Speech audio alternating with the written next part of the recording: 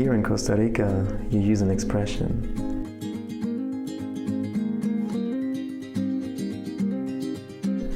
It is used for hello. So where the musical madness will live by one of the two, by one of the two. So thank you. So go on, fill your heart up with gladness.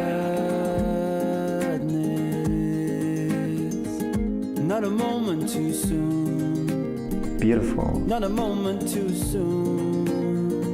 It should be rational reason.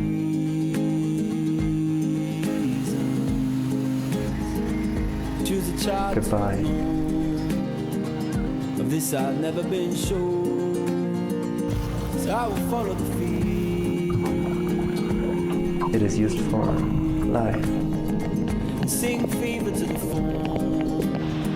All of my fever to the phone. And this expression is Pura Vida.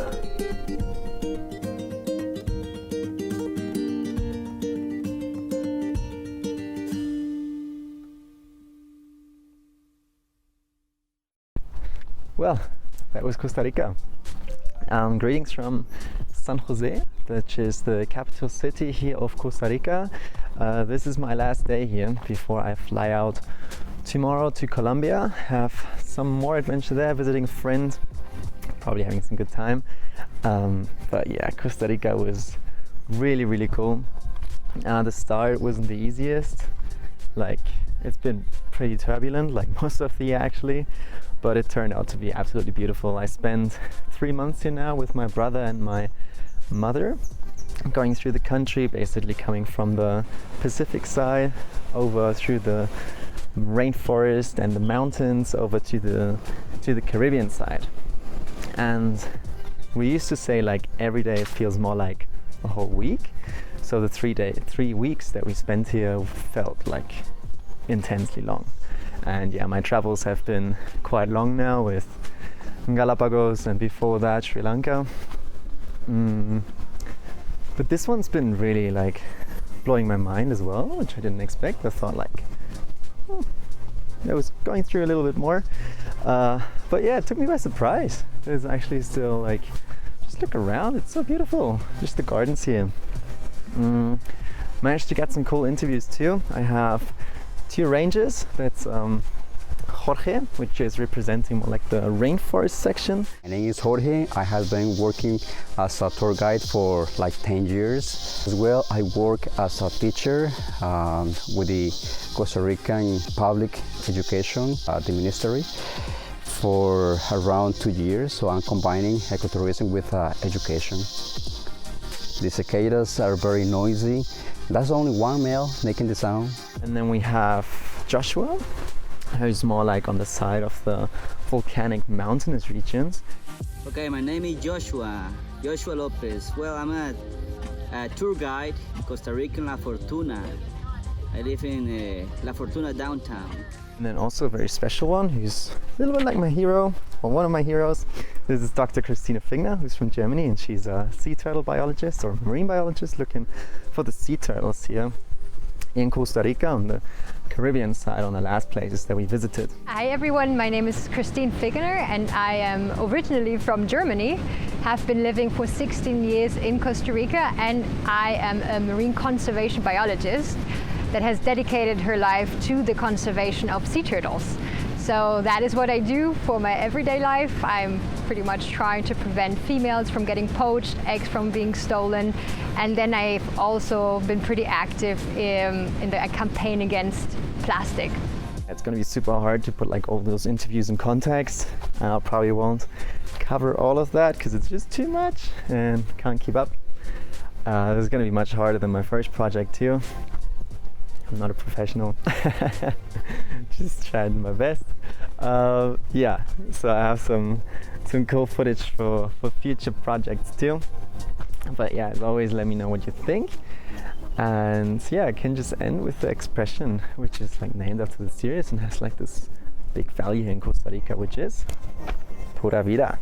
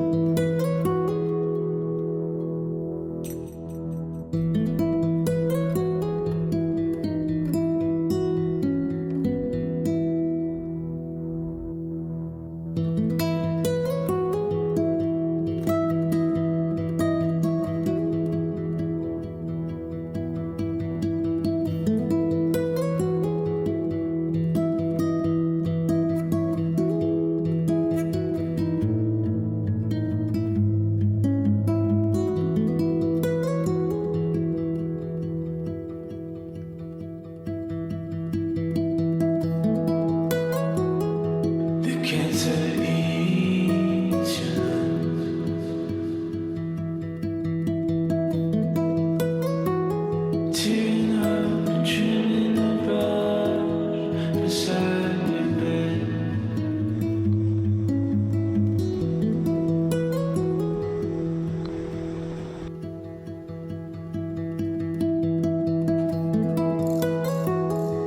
And now your body's cold.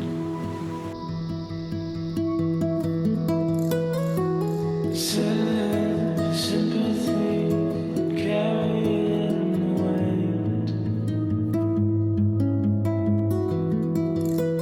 But it's not that simple.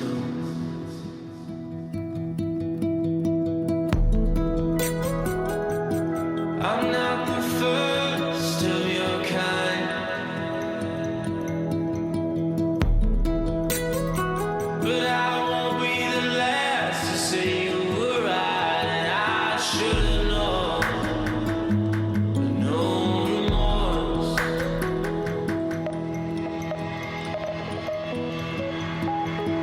I'm a modern side, a northern star, a perfect star, ripping out the stains from my clothes. Come and take the lamps around, I feel in the dark and eyes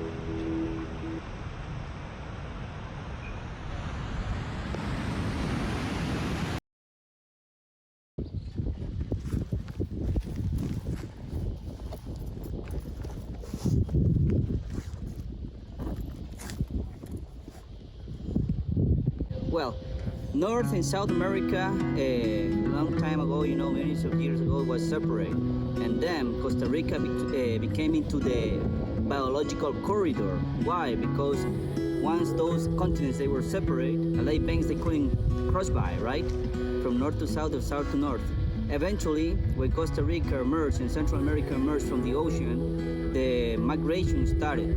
So the animals and flora and fauna started to get dispersed from north to south and south to north. So that's why we have about 5% of the biodiversity in the world, because we have biodiversity from both continents. Also, something that it helps a lot is that our tropical weather, it helps a lot, for those alive beings to live and also stay in the area, in harmony with the environment.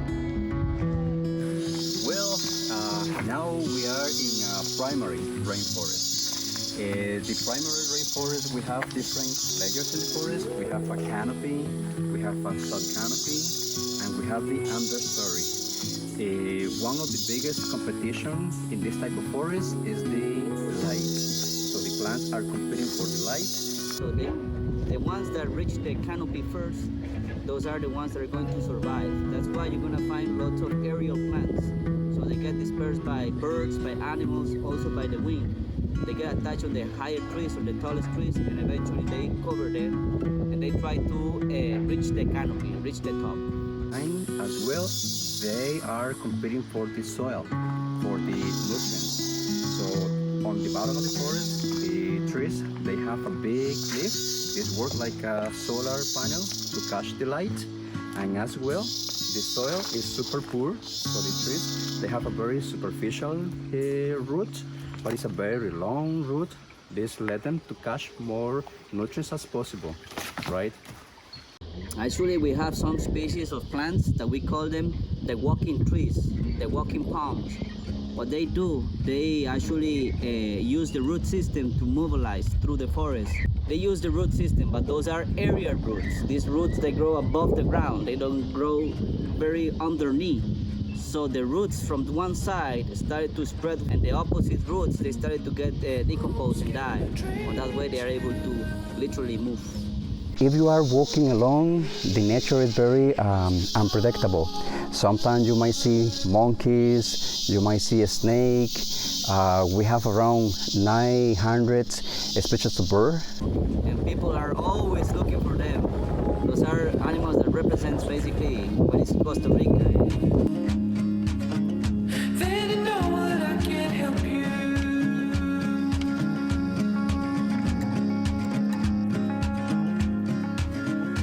Did I show you love? In the author of my face, 'cause you know you left the hollow where your body cut and I'm cold. Did I show you love? 'Cause your silence never stays. It's a breach I'll never cover. With all those amazing animals that we saw, we went a little waterfall hopping. And look how beautiful it is. Very famous is La Fortuna waterfall. It's coming from an area, a mountain range, which is called Los Perdidos. And also, it was formed by basically the waterfall. The wall, you can see that it's coming out. The waterfall is formed by volcanic rock. The waterfall is about 60 meters from top to the bottom.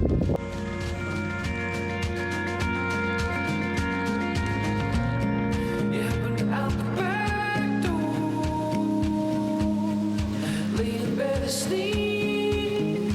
Oh, I open up this vessel. Have you ever seen a blue as pretty as the one from Rio Celeste? Gather all the quivers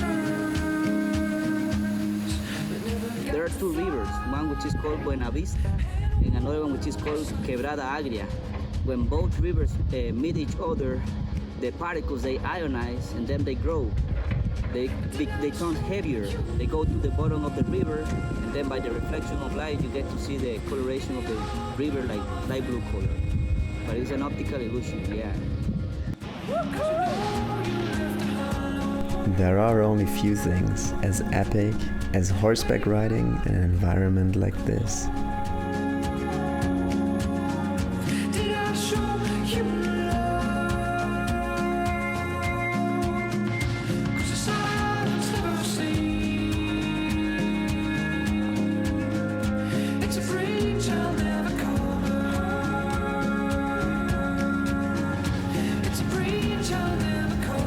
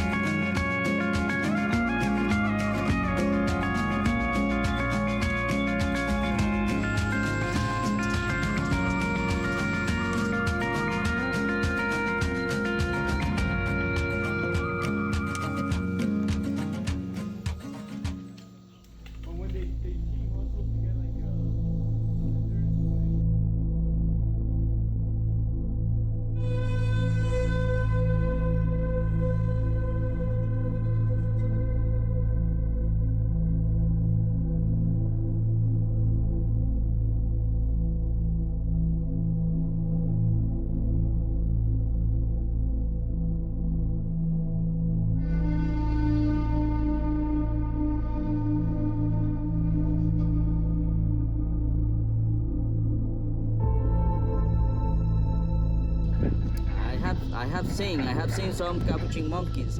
They're omnivore. I have seen them, eating another animals, iguanas, basilisk, and even another monkeys.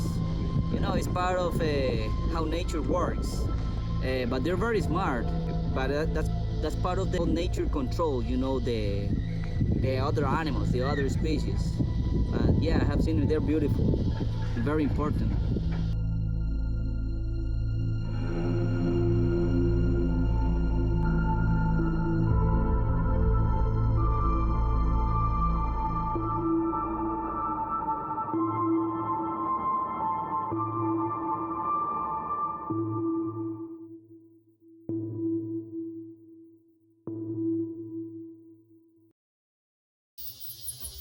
Now here we have a beautiful tree. This is the kapok, one of the most emblematic trees that we have in the tropics. This is the Guatemala national tree. Very important for Mayans, the local culture. Believe the tree was like the door from the underworld. So the tree connects the underworld. The branches connects with something very holy, like something like a heaven. The root connects with like the hell, you know, in the Mayans culture. So that was a very important tree, the tree of life.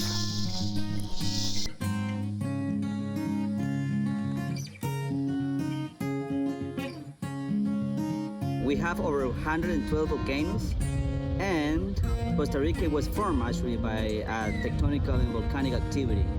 Over 200 million years ago, Costa Rica started to emerge from the ocean by the tectonical activity and also the volcanic activity. The volcano we have right here, Arenal volcano, is one of the active volcanoes we have in here. It's the only one with a conical shape. Yeah, Costa Rica is actually an incredible mecca for any kind of biologist, naturalist, because we have so many different life zones. So we have in total 16 different ecozones. And of course, we also have the two coastlines. So we have a coast with the Pacific Ocean and we have a coast with the Atlantic Ocean, the Caribbean Ocean. But before we go there, I will take you to a few night expeditions.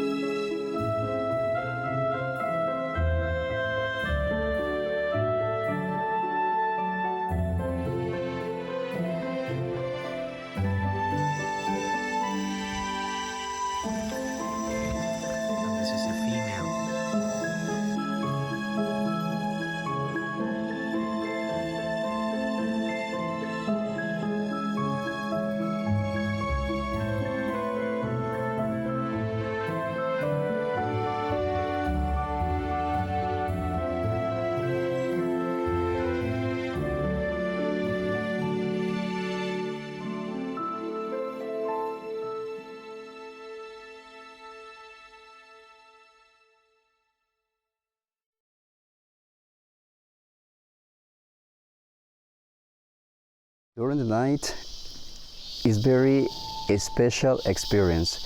We have a lot of mammals that they are nocturnal. We can mention, for example, the kinkajou, we can say the porcupine, a lot of frogs. We have many mammals that are active at night. So when you are walking during the night, it's a good way how you can enjoy the nature. It's a different way.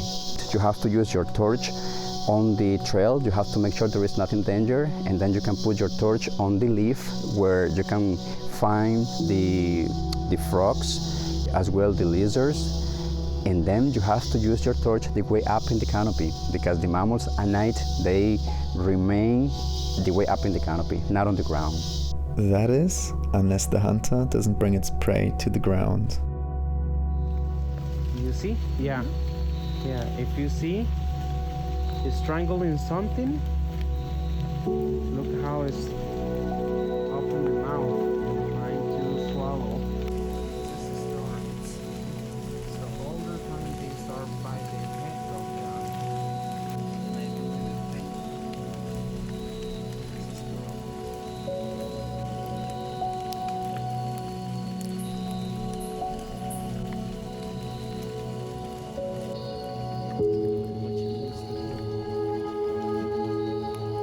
She moved away the tail.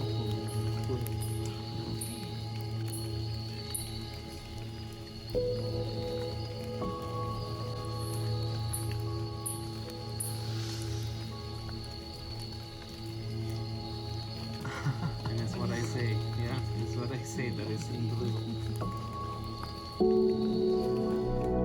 We have many different types of snake. For example, we have fer-de-lance, we have bushmaster, rattlesnake, we have rainforest hognose pit viper, palm pit viper, parrot snake. All of them are venomous.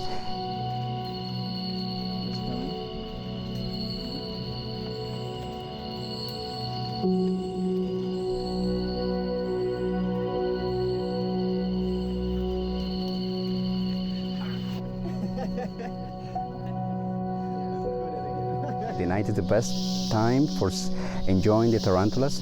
We have different species. Some species of tarantulas, they like to be like on the trunk of the trees, and some of them, they prefer to make like a small burrows on the ground, and they live on the ground. But at night is the time when the tarantulas, they come out and you can see them very exposed. You can see all their body. At day they hide, right? They are like very shy. The tarantula, they have special hairs on their body, and they feel the vibration. By the vibration, they can find the prey.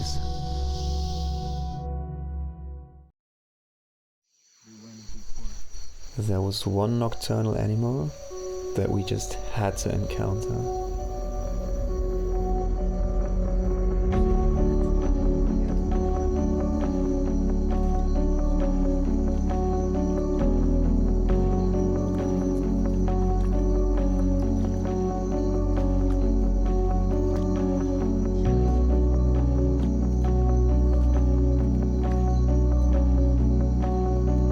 Largest natural mammal of all of Costa Rica.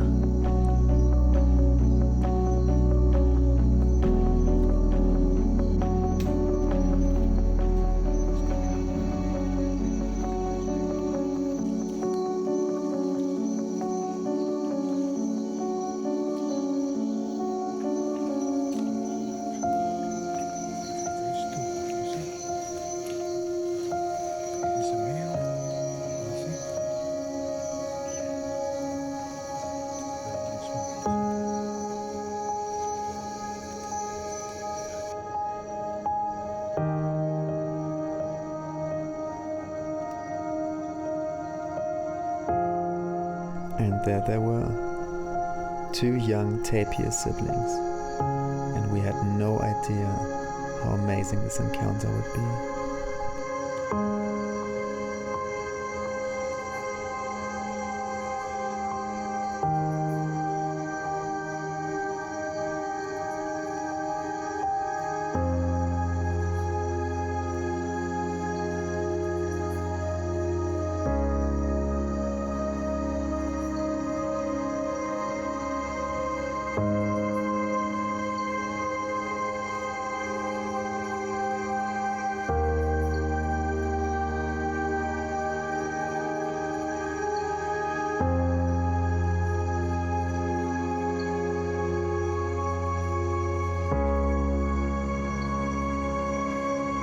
One arm length away, eye to eye, with an animal I never thought to see in my life in the wild. But I did. And it was magic.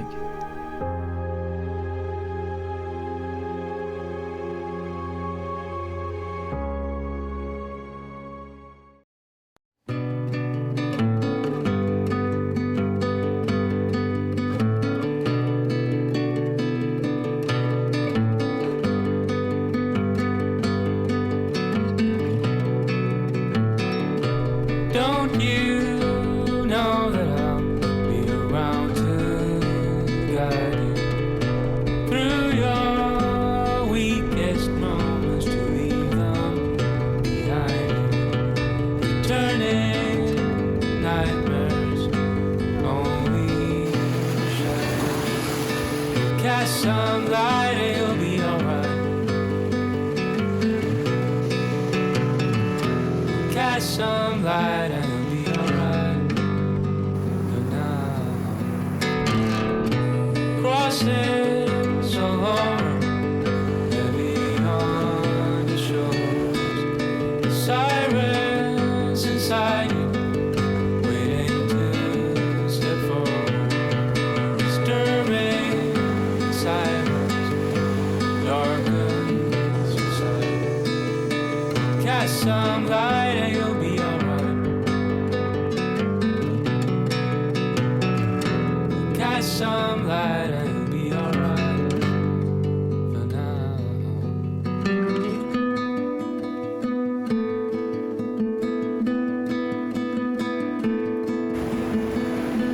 Crossing so long, the boulevard. Crossing so long, the boulevard.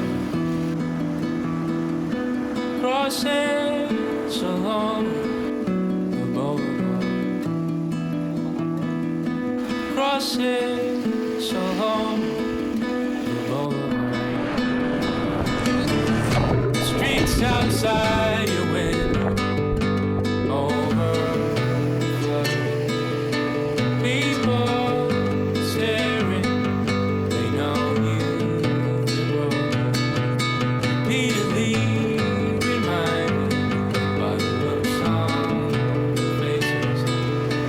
Know that tonight I'll be alright.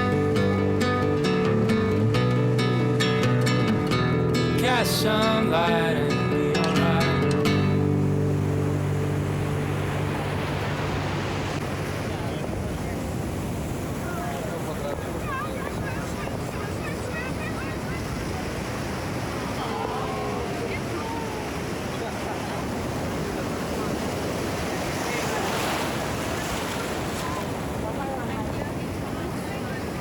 So the life of a sea turtle is not easy, especially when the babies make their way out of the nest into the ocean, because they start tiny. Yeah, if we think about leatherbacks, they are really large, but the babies are still about only 10 to 15, yeah, no, even less. It's more like 10 centimeters in length. So everything that has a taste for a sea turtle will try to eat you as a baby turtle. And so there is this obscure statistic that actually nobody really knows where it came from, but it's probably more or less accurate, where we say about 1 out of 300 to 1 out of 1,000 babies make it only to adulthood. So that's not a great statistic. But sea turtles do not have parental care, and so the females do lay a lot of eggs, and that means there's a lot of babies that are produced. So it's already kind of part of the calculation. So it's not, they don't have just one baby, and of that one baby, every single one dies. So, but that's still a lot of babies die. That's the bottom line. All over the world, we have 7 different sea turtle species. And we actually have 5 species here in Costa Rica. So if you want to see sea turtles, this is not the worst place to go and watch them lay their eggs. So the first time I've ever worked with a sea turtle was a leatherback turtle. So the leatherback turtles are the largest of all sea turtle species. I mean, they're literally humongous. So I'm about 1.70 meters tall, and they're about that size or in length.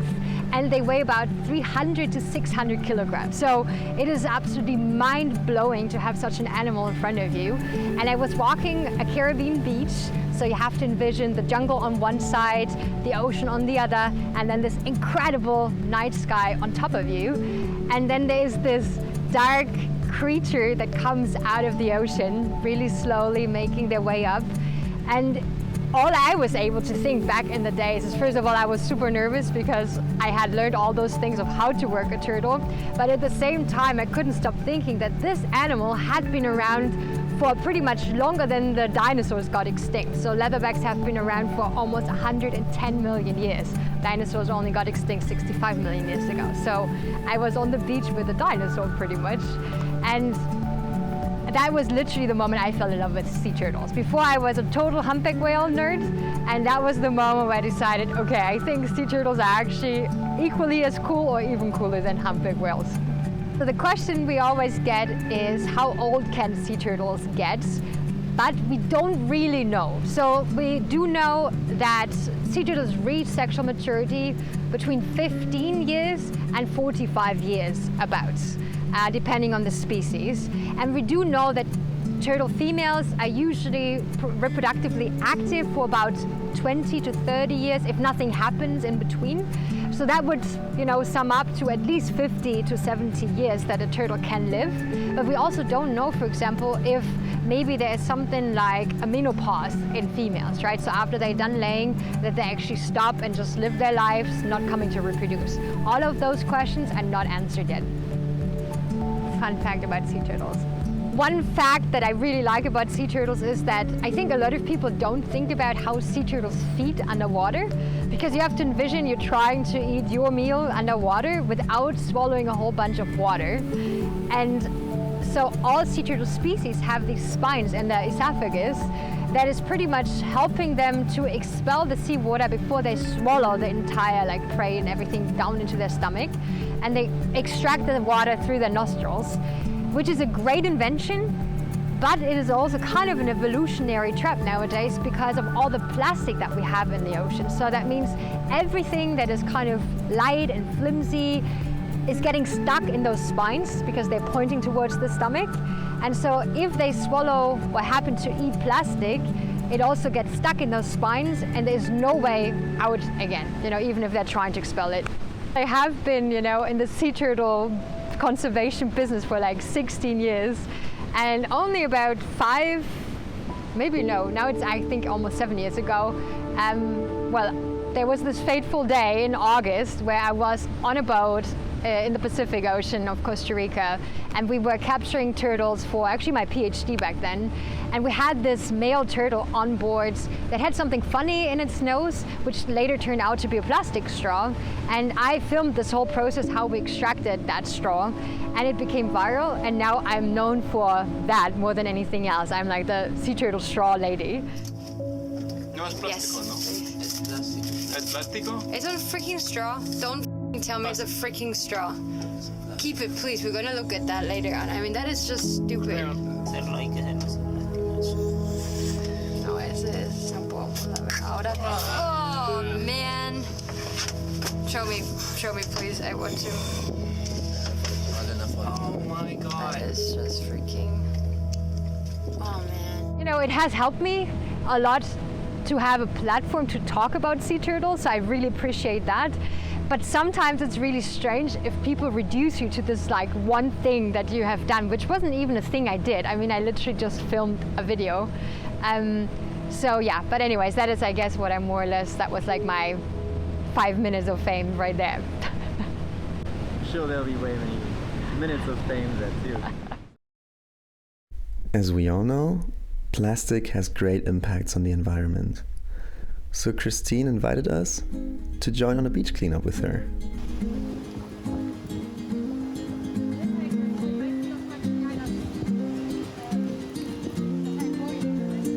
So we're the musical madness. We'll live by one of the two. By one of the two. So go on, fill your heart up with gladness. Not a moment too soon, not a moment too soon. There should be rational reasons. Choose a child to ignore. Of this I've never been sure. So I will follow the feeling and sing fever to the phone. Oh.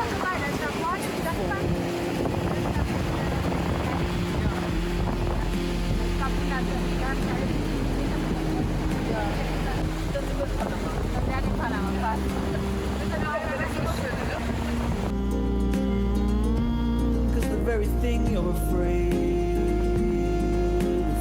of, that keeps you clean but unclean, clean but unclean, is the dirt that you're made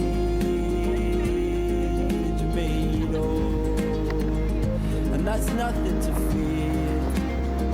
No, it's nothing, my dear, but how do I know what you're thinking?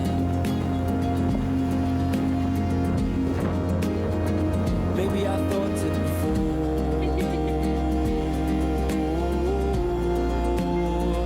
Maybe that's why I'm at your window. Hear me at your door, singing, give me some more.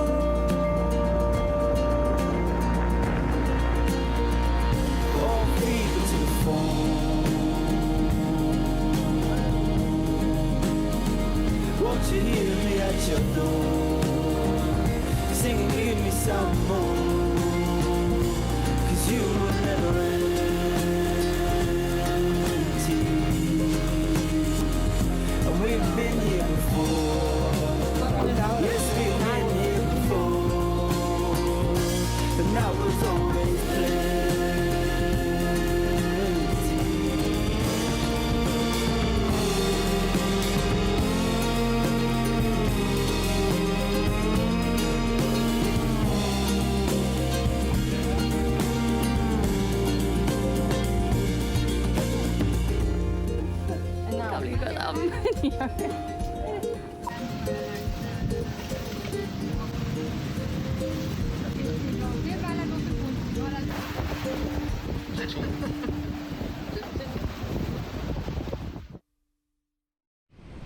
Yeah, so I think sea turtles are great sentinels for our ocean because they show us all the things that are wrong with, what's going on. So I think I have a big issue with people trying to find the panacea, like the one thing that is wrong with our ocean, and if you just fix this one thing, then everything else is going to be fixed as well. And that is not how the reality looks like, right? So I like to talk about the apocalyptic writers because we have so many different things that all pretty much are causing or pretty much are pretty much part of the big threats of sea turtles and even interact with each other and forms partially even these incredible synergies. So we do have climate change, that is one big thing. We have the rising temperatures that are detrimental to sea turtles because sea turtles have something that is called temperature dependent sex determination. So that means their sex is not depending on a sex chromosome, but on the temperature during incubation. Hotter temperatures lead to more females, colder temperatures to more males. And so right now what we're observing for the past decade pretty much is that we have a large feminization of populations. So we're producing 90 to 100% females on our nesting beaches. Not a problem maybe just yet because of the long generation times, but will be a problem in future. Next thing is actually one thing that we have a massive problem here on the Caribbean with is the rising sea level. So our nesting beaches get eroded. We lost about 60 meters already from our former large wide beach. We only have a very narrow stretch left. That is climate change. Also extreme weather events that lead to cold snap and all of that jazz. So that is another problem. And then we have pollution. Plastic is one of them, but not just. We also have the invisible pollution, for example, through pesticides and fertilizers from all the agriculture that we do on land that get washed out into the ocean through the rivers. And so we have a for example, sea turtle cancer, it's called febrile papilloma, that is especially shown in turtles that are kind of living close to river mouths that carry exactly those substances. And then we have, of course, oil and other problems. We have poaching, so direct exploitation of turtles. There is still in many, many countries in Africa, Southeast Asia, Middle America or Central America, and also South America, where people actively go out, kill turtles for their meat, for their shell, for their skin, for their oil, or just steal the eggs. A recent study just estimated in just the past 30 years, about 1.1 million turtles were killed. Yeah, so that is even after pretty much we had the U.S. Endangered Species Act, after many, many countries have placed turtles under protection, even in Southeast Asia, Africa, and so on. So that is the other big. And then we also have invasive species. So there's actually a big seagrass population that was imported from Southeast Asia and the Red Sea that is now taking over our seagrass here in the Caribbean. And sea turtles, green turtles especially, are feeding on seagrass, and we don't know yet if they're able to switch over to that new grass right now. So that's just, yeah. Turtles are kind of under attack from all sides. Wow. Yeah, I'm sorry. Dumb. I like it. Unfortunately, we didn't see any sea turtles ourselves in the water. Although, we did have some really good time in the ocean of Cahuita.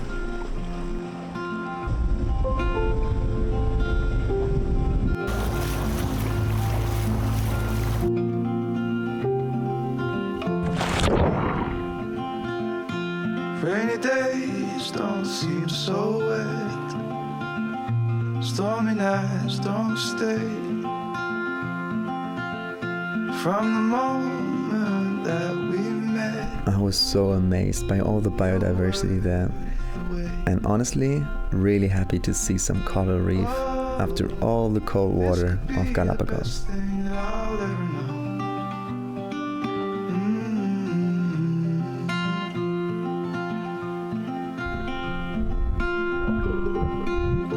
Talk for hours and never slept.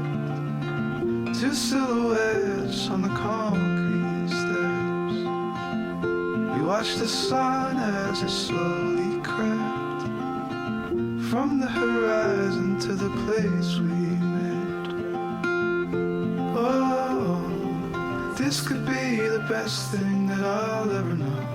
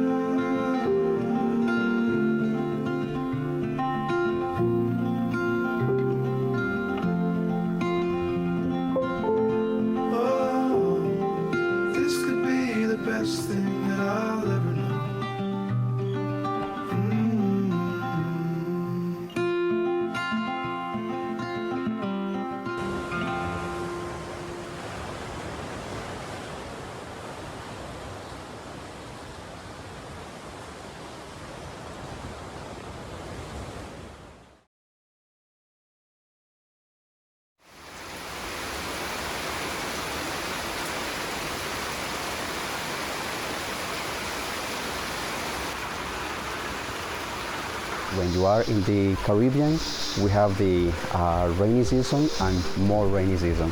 So now we are in the wet season. So we can expect a lot of rain, right? That's what we are expecting. In the wet season, it's like every single day raining a little bit.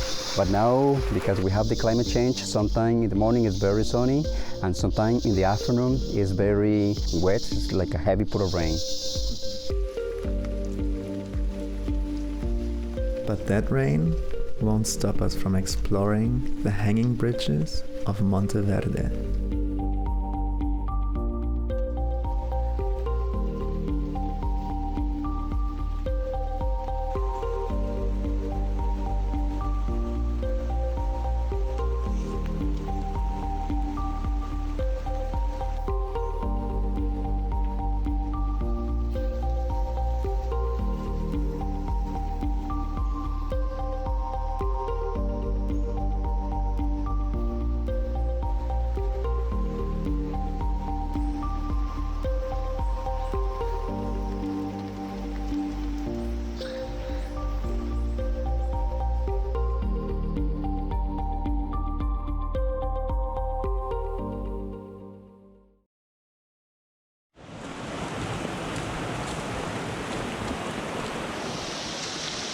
But nothing is dangerous, my friend.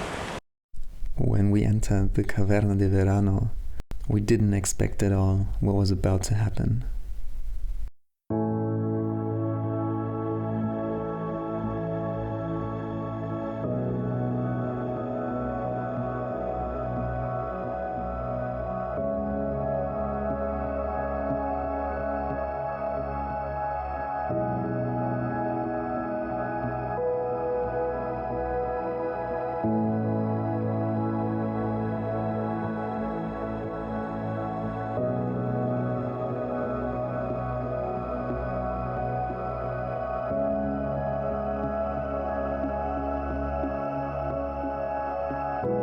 Okay, now it's still forming.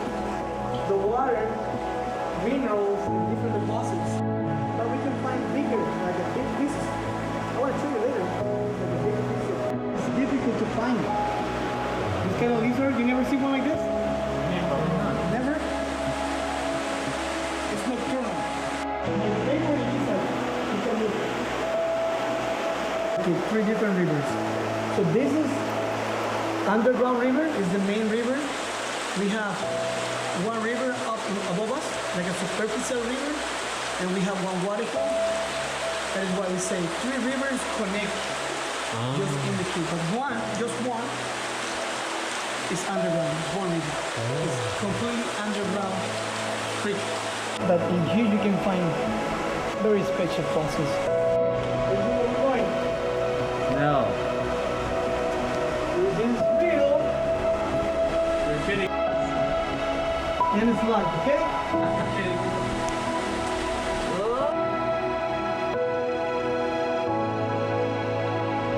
Die Beine kommen jetzt nach... Genau, die kommen nicht da rein, nicht da rein. Die kommen in die andere... Ich glaube, du musst sie noch einmal umdrehen.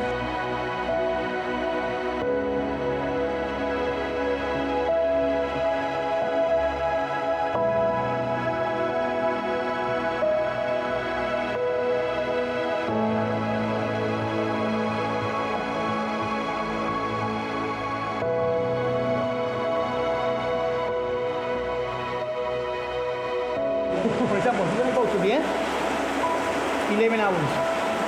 Crawling, small, tiny holes, and water.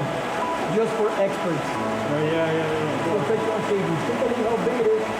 Unlock the back, huh? This is real, boy, huh?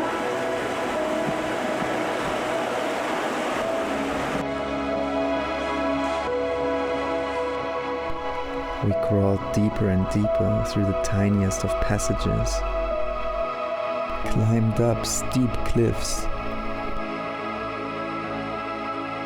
ducked and slipped underneath ancient rocks.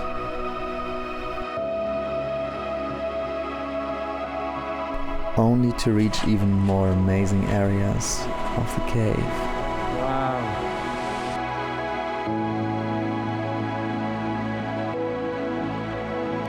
It's a broken stalactite. Maybe the water broken.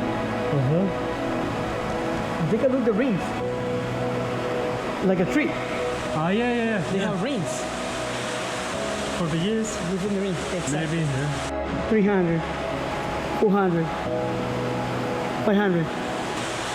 With this, they can know how's going to be the weather and how was the weather in the past and how it's going to be the weather in the future. Through these rocks. Wow. Beautiful. So good. This is the last process. We know the crystallization. Crystallization process. It's amazing, huh, boys?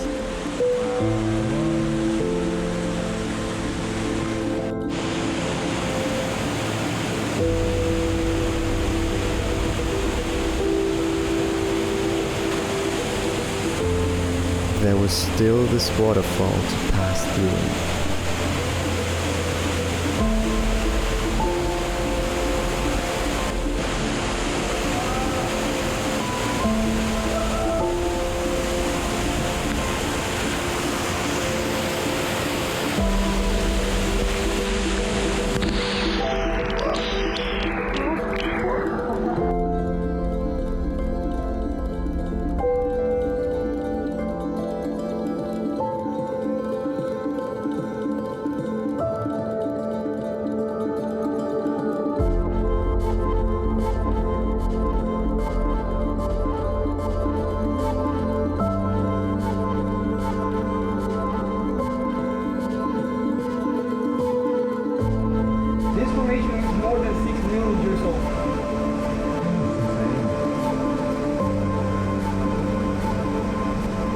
as we stayed in the room, the waterfall just got bigger and mightier.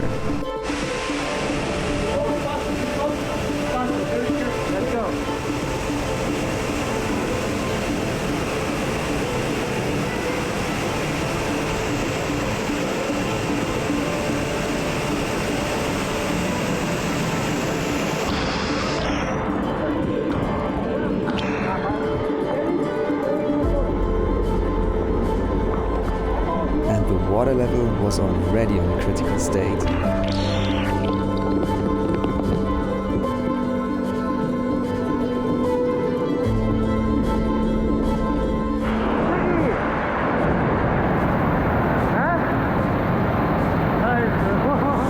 Which meant that we had to go.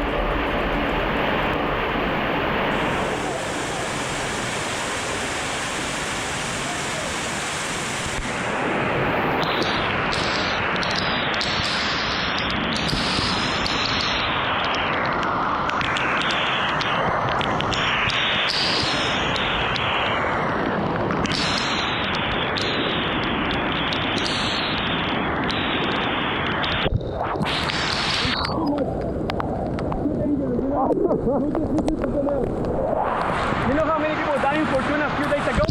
No. By the river like this, a flash flood? In a river. Like this is more dangerous, you know? Look at that. This is crazy. Look how it's raining, guys.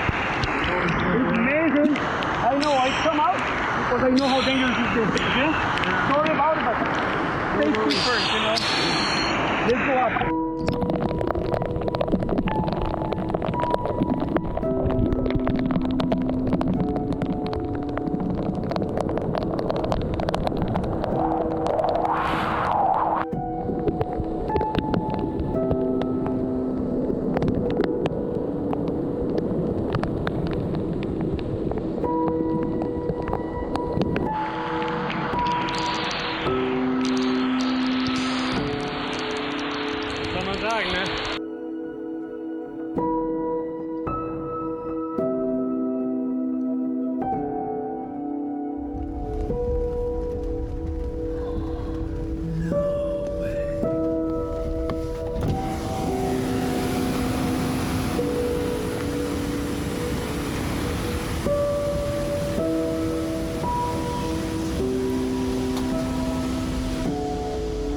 Now, because we have the climate change, sometimes in the afternoon it's very wet, it's like a heavy pour of rain.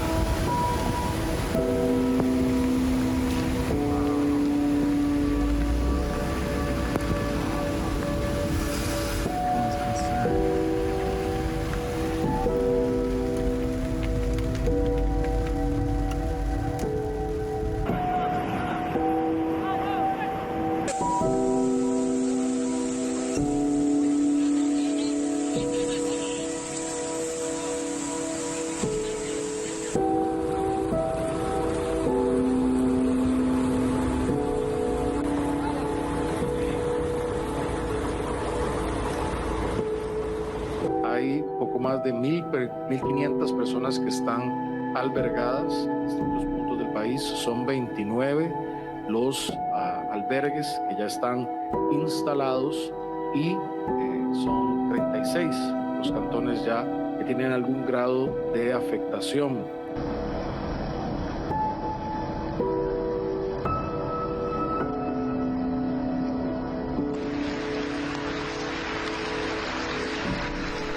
Climate change has been the main driver for problems of all sorts, including the floods in Costa Rica. If we don't change the way we view and consume our world, there will be few hope.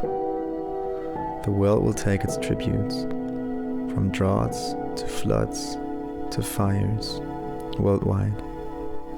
My tributes was almost my life in that very cave. When will it try to take yours?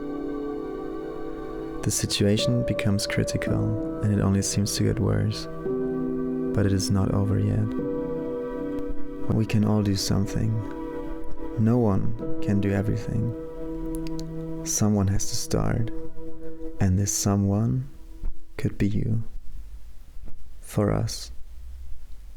For all of us. Ecotourism now it turns basically into one of the most important things in Costa Rica. I think a good concept to get people excited about nature is to actually get them out into nature. And so that means Costa Rica, of course, is a, kind of a prime example of sustainable tourism. I don't want to say everything is perfect because the marketing is a lot better than maybe the reality. But if you look into other countries, I think Costa Rica does a pretty good job. Because they live off that type of tourism, they are also trying to maintain their nature, their biodiversity.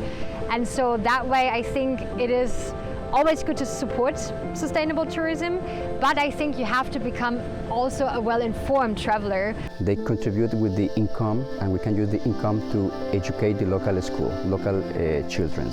So we're trying to teach people, and we're trying to that people learn about nature and also how important is nature for the world in general, right? To really know what is greenwashing, what kind of hotel are you staying. Don't stay in large hotel chains, try to support the local economy, because if locals are doing well, there's not much as poaching, logging and all those things where, locals do take advantage or exploit the nature in a more detrimental way, let's say it that way. If we have a very educated visitor, the people might protect the rainforest, might respect the rainforest. When you are walking to the forest, you are not throwing like a garbage, or as people are driving, sometimes they feed the mammals on, and this change the behavior of mammals. We are eco-friendly, we respect nature, we teach, we also learn, and that's what we're trying to do with ecotourism. If you are walking out of the trails as well, you can feel like microorganisms, things that we don't see with the naked eyes. So if we have more educated people, the people that might respect the nature, and they contribute with the saving of the forest, right? When you fight climate change, you're also helping sea turtles. If you're not trying to not pollute, if you are not eating normally produced veggies and stuff, like if you go and buy organic, you're helping sea turtles. If you reduce your use of plastic, you're helping sea turtles. When you're a conscientious traveler, so that means you don't buy sea turtle meat or sea turtle eggs, even if you find it is exotic and you want to try it, just don't go into local markets and buy materials or jewelry made from stuff you don't know where it's made from, because it might be an endangered sea turtle, carapace. And also invasive species, are introduced because of the way of how we travel. So if you're asked to please clean your shoes and all of that, this also helps sea turtles, but also other species that are endangered because of invasive species. In my point of view, the most amazing thing is all the information that we have in the forest and we don't really know so far. So as you walk in the forest, you see something new. Every day the forest change. You see something new, you learn something new, you are learning. It's a process, you never stop. As well as you are reading new books, you learn something new, you come to the forest, you apply all this knowledge. So that's something that never just stop, right? So that's what it is really amazing for me. All the knowledge that we can get and we can learn from the rainforest. I'm really proud of my team because a lot of the young guys were actually the kids that we did outreach with when I started 16 years ago. So, by now I've been long enough in the business that I can see, okay, what we do and when we go out and talk to school kids, it does actually have an impact.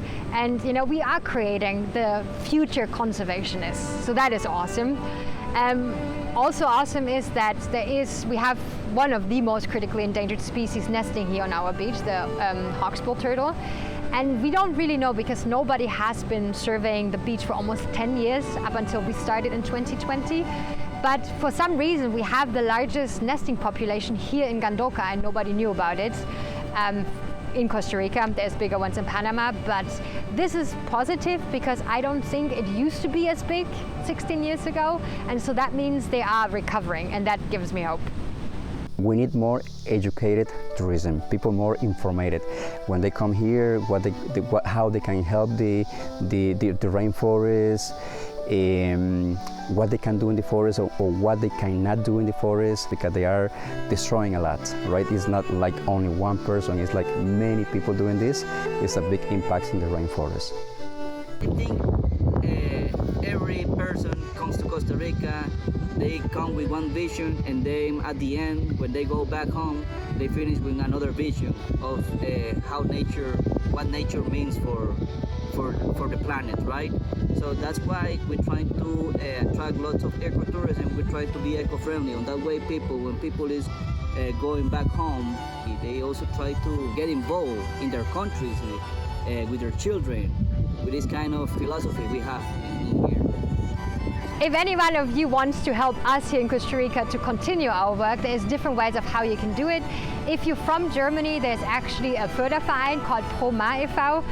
That you can become either a monthly supporter or also do, of course, a one-time donation. There's also a platform called Milky Wire, so that's for everybody else, where you can also, I think, starting with about €3 or $5 a month, support our work here and also do one-time donations. You can find it on Google Play and in the Apple Store, Milky Wire. And yeah, just look for Christine and Namaka Conservation Science, and then you can start supporting. Pura Vida, my friends. Hello, my friends, Pura Vida. Okay. What? Pura Vida.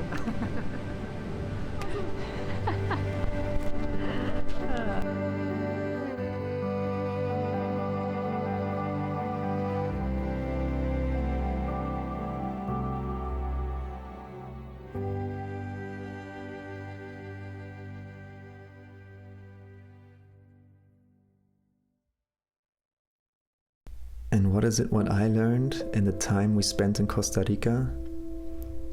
A country rich in biodiversity, surrounded by the Atlantic and Pacific Ocean, and full of adventures? Or let's say, what does the expression Pura Vida mean to me now? It is about the fullest, the purest of life that you can experience, either by getting close connection with unique animals, reviving in the many stunning waterfalls, or seeing the sheer force and brutality that life calls its own. When we look back in life, what we really remember is the highest and also the lowest of times. The rest is kinda just there. But what is really vivid are those very memories, which could be us experiencing the beauty of the rainforest, or the sea turtle Christine filmed 2015 extracting a plastic straw out her nose. Did she know she was going to change the world in terms of plastic consumption by the filming of the video?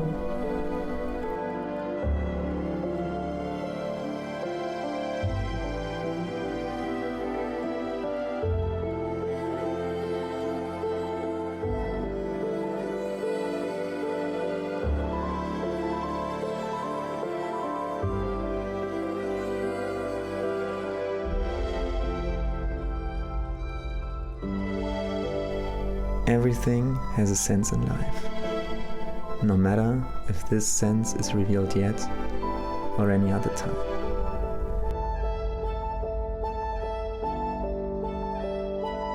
Everything that happens can have a fundamental impact on your life and on your environment.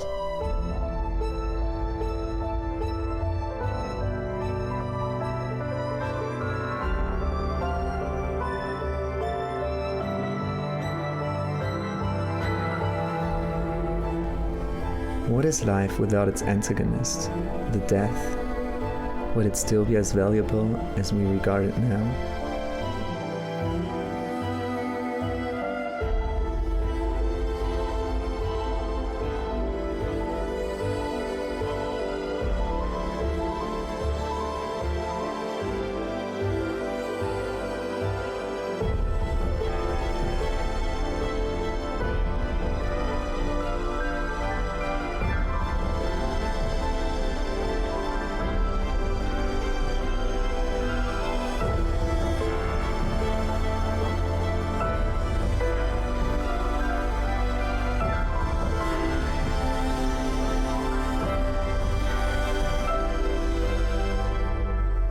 Is that what Pura Vida is all about? The complexity of life that goes beyond the boundaries into eternity?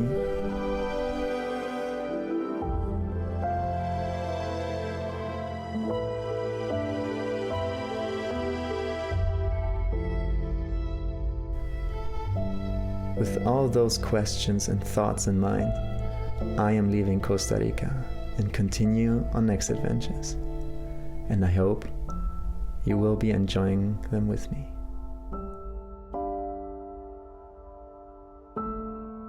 Thanks for watching, and see you soon.